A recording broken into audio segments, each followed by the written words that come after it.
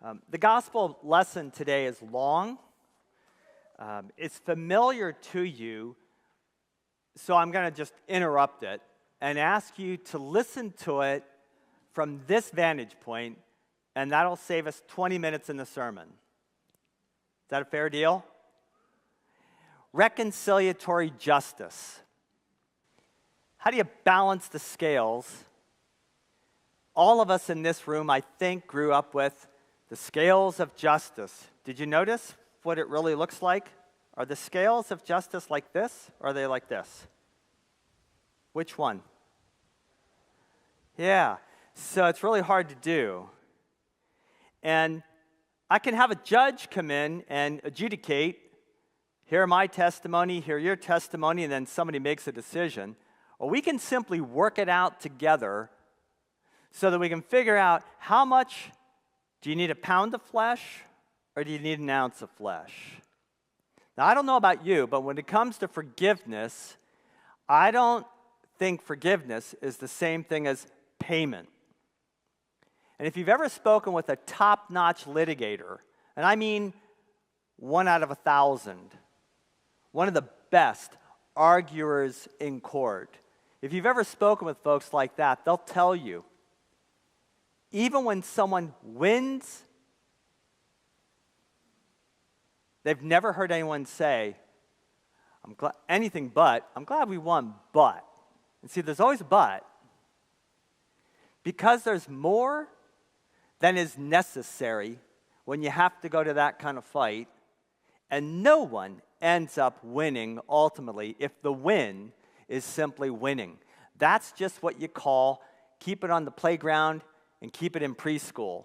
We just have a whole lot of people, 50, 60, 70, and 80, that are nothing but preschoolers that just never grew up. So this text today, keep that in mind as you hear it.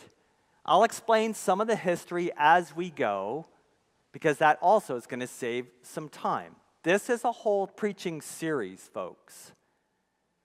This is not something you do in 10 minutes, although I'm going to shoot for 10 times 10. Now, all the tax collectors and sinners were coming near to listen to Jesus. Remember, a tax collector wasn't just a sinner. Tax collectors were worse than sinners. Prostitutes were better than tax collectors. Get your context. And the Pharisees and the scribes were grumbling. Sound like a church council meeting? Not here. This fellow welcomes sinners and eats with them. So he told them a parable. There was a man who had 2 sons. The younger of them said to his father, "Father, give me the share of the property that will belong to me." In essence, you're dead to me, Dad. Give me the money now. So he divided his property between them. A few days later, the younger son gathered all he had and traveled to a distant country, and there he squandered his property in dissolute living.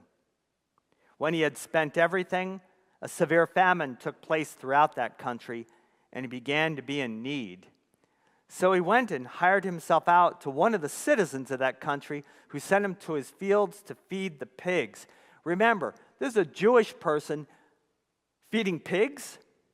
How close did Jews get to pigs back then? Keep that in mind. So, was the property owner, was that person making a joke out of him, making a fool out of him? Was he punishing him and doing just the most despicable thing? I'll show you, you snot-nosed brat. I'm going to send you out to feed pigs. He gladly have filled himself with the pods that the pigs were eating. So he was going to go to the pigs' table. He was going to sit at the table with the pigs if he needed to, because he was so hungry. No one gave him anything.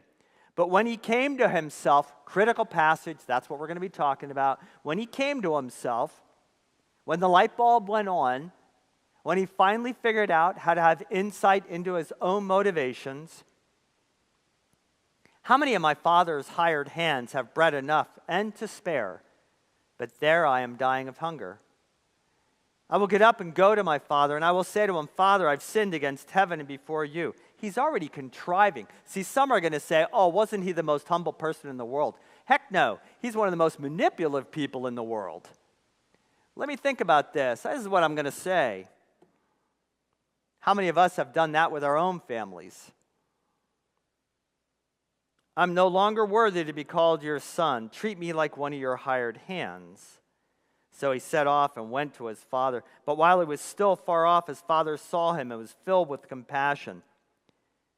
His father saw him. That means, you've heard me preach this for 10 years.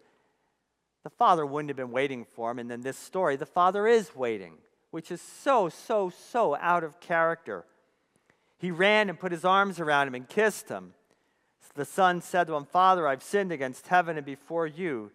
The contrived message now on its way.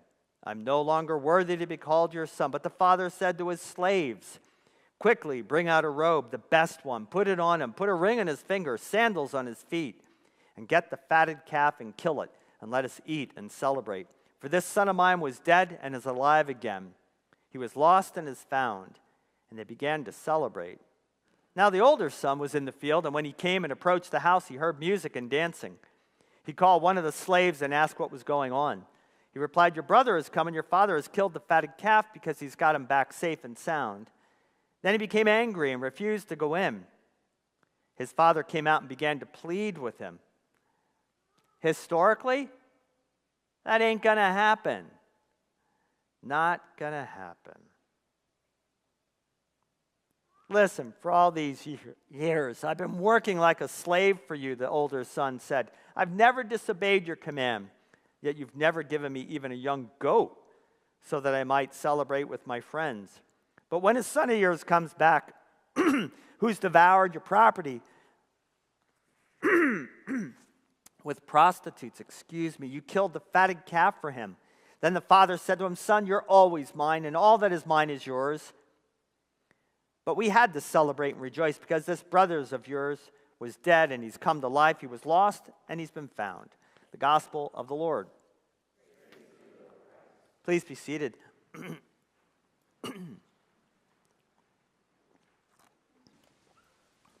The predominant theme in our culture today, the theme that I learned when I was in 10th grade and when I said yes, when I said I accept you, Jesus, as my Lord and Savior, the theme that was taught to me over and over and over again at Grove City College, a Presbyterian school, a conservative Presbyterian school. Mike Pence is on their faculty staff now as an adjunct and a special speaker.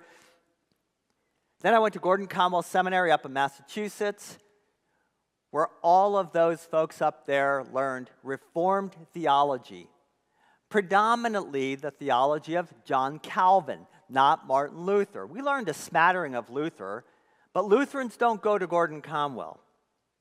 There's a reason why. Because there's a different theology. But it makes sense, the theology that's taught there. God had to send God's Son to die on a cross because of Lauren's horrendous sin. She couldn't stand before God. She can't stand before God. God can't look upon sin. God has to turn God's face away from sin. So Lauren's hanging out there on her own. Well, God's tricky, so God sends Jesus, and Jesus comes and clothes her in his robe of righteousness. Now the Father can see. How many of you know that story? It's just wrong. And here, this is the text that actually brings credibility to the challenge to that. It just makes perfect sense. The 4 spiritual laws, they make perfect sense, especially if you're an accountant and you like balanced budgets.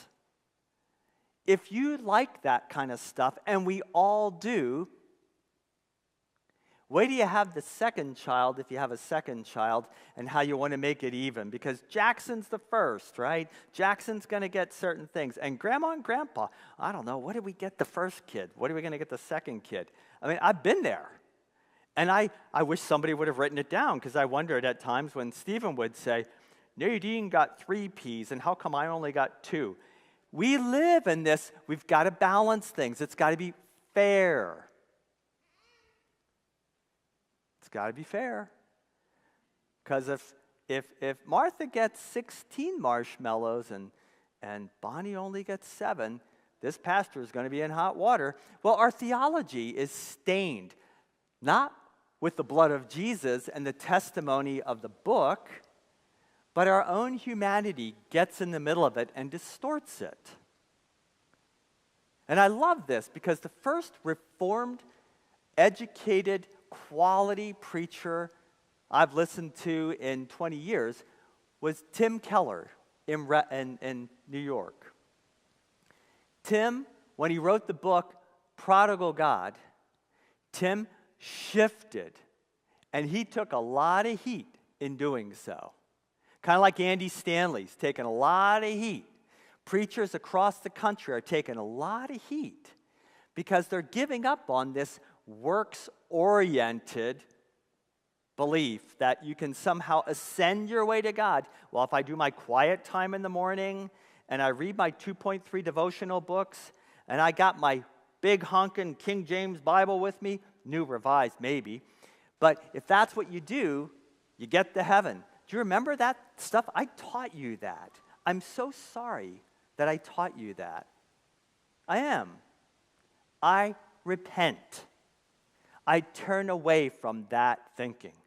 And I do believe, I actually believe that today's text helps us because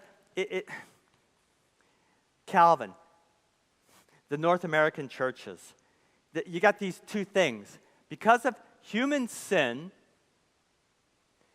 and because God is a just God, justice has to take place. Because of God's nature of being just and our human sin, God can't take us. So God says, I also love my human creation.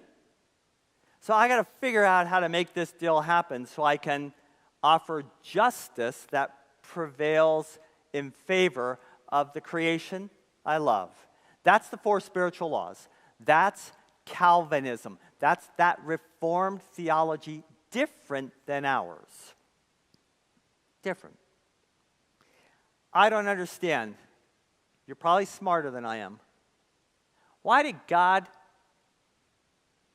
where does it say in the Bible that God has to punish us? That God has to punish us. Look for it, please. I did. Didn't find it. God has to punish us. I think you'll find that people took a lot of stuff in the Bible and they came up with that sentence and it stuck because it makes sense. I want 4 marshmallows in my hot chocolate if you got 4 marshmallows in your hot chocolate. I will never argue with how many onions you get, though. You can have as many as you want. Can't God just forgive? And isn't that what the Father is actually doing here?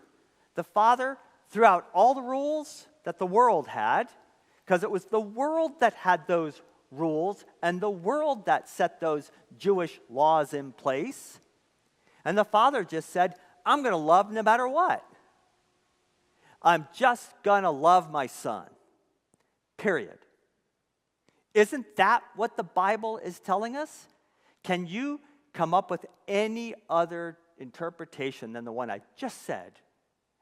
God didn't have to punish.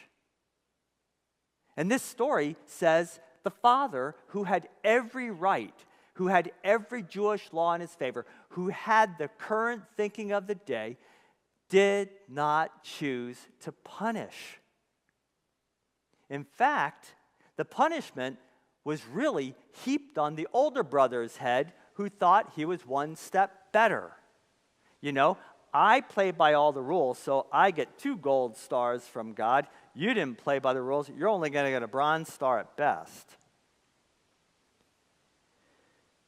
It pits the theological thing is, it pits divine justice against divine love.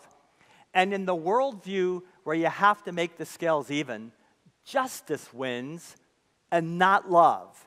Is there anyone in the room here that believes that love isn't supposed to over and win and surpass justice? If I didn't think otherwise, I'd be done right now. I'd walk away and I'd go make a living doing something else. But love always wins. Love always trumps justice. And here's the other thing that I think, as a therapist, as a marriage therapist, as a couples therapist, as a systemically trained relationship therapist, if I use the same rules we use in the 4 spiritual laws and Reformed theology of John Calvin, which I've already admitted to you, I learned it in college, I studied it, and boy, I'm going to be really lacking in humility. I was really good at selling that argument, really good at it. I was just wrong. And I missed the boat. Because in my theology that I taught people, ultimately, there was always a little bit of a rub, and we knew it. We all knew it because love didn't really win. Love was forced to win. And only some really got it. Only some really earned it. No. That refutes grace. And it takes mercy completely out of the vocabulary. Can't even find that in the dictionary of the Bible if you go with the first one. It's so convincing to me. It is just so convincing that I have been the older brother most of my life. And I'm finally at 65 learning how to accept what the younger brother received. You can't get a couple to have a good relationship if it has to be tit for tat. Well, I complimented you twice. Well, yeah, you only complimented me once. Well, I hugged you and kissed you more than you do. No, I do. I love you. I love you more. Blah. Right? That's just yuck. Doesn't that feel creepy to you? It feels creepy to me. Honestly, I've only had 1 cup of coffee. But I'm excited. Part of this is coming from, I wanted to say to one of my former students, and while we're not supposed to have favorite kids, right? And someone's going to be offended at some point when I say this, but didn't you know it all the time? You knew it the whole time. And you don't necessarily like it, do you? There's something about it that kind of wigs you out. But does it feel good to Rachel to know that, yeah, Matt had this older pastor, not that much older at the time, and still could outrun you most of the time. Well, all the time. Cal Ripken. We got to talk about that. Matthew plays saxophone. Matthew played saxophone at the Cal Ripken Special Shindig. What's that called? The World Series. The World Series? No, the Cal Ripken World Series. Oh, I'm thinking, yeah, I wasn't even in the ballpark. Oh, that was good. I wasn't even in the ballpark. I made myself laugh. It doesn't happen often. Yeah, I'm energized because Matt's here, and I got to say, I want to get the record straight. I want to get the record straight. Because I love God more than ever. And you know the cool part is, I love God more now with this understanding of who I am as a Lutheran Christian than I ever did as the other guy. I really do. And it gives me the ability to be free enough to work in this town and to treat everybody the same. To not have anybody special, because all are special. And whether they're spending their last day or hour over at Walnut Woods or Chestnut Knoll, or they're one of my kids at the school district that's struggling because A, they don't have enough food, their parents are now working like crazy. The world has always been like that. I know there's big changes going on, but it might not be as big as you think, and it might not be as little as you think. The truth is, I don't know what the future holds, but I absolutely know who holds my future and yours. And I'm going to put my energy in trusting God.